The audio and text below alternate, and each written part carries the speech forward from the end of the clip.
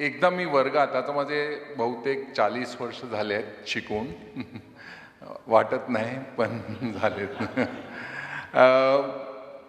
तेव्हा वर्गात मी मुलांना विचारलो की मुलांनो, तुम्ही सांगा हे जे तुम्ही शिकता ह्याचा एंड काय आहे?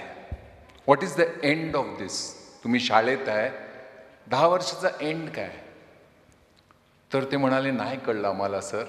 मी म्हटलं हे एंड आहे ते 3 तास, ते 3 तास जे तुम्ही लिहणार परीक्षेत ते तुमचं एंड आहे. कारण त्या 3 तासामध्ये जे काय तुम्ही लिहिलात ते तुमचं फ्युचर आहे. तुम्ही इंजिनियर होणार का, डॉक्टर होणार का?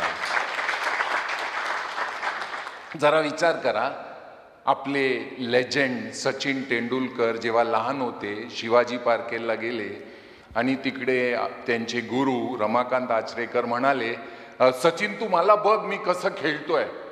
आणि सकाळ ते संध्याकाळ रमाकांत आचरेकरच खेळत बसले आणि सचिन बघत बसला. सांगणार सर तुम्ही खूप चांगले खेळतात, आवडलं काय तुला सचिन? अरे लय आवडलं सर, लय आवडलं. ठीक आहे, आता घरी जा आणि आई बरोबर प्रॅक्टिस कर.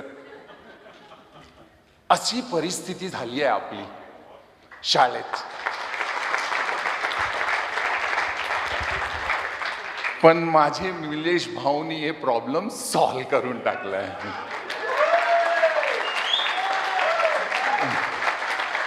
त्यांनी जे पुस्तक काढलंय ते पुस्तक काय म्हणतो?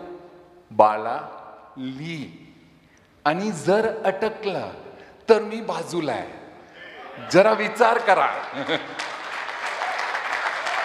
रमाकांत आचरेकर बाजूला उभे आहेत, सचिन बाळा खेळ, जर तुला नाही जमलं ना मी आहे ना बाजूला, घाबरतो कशाला?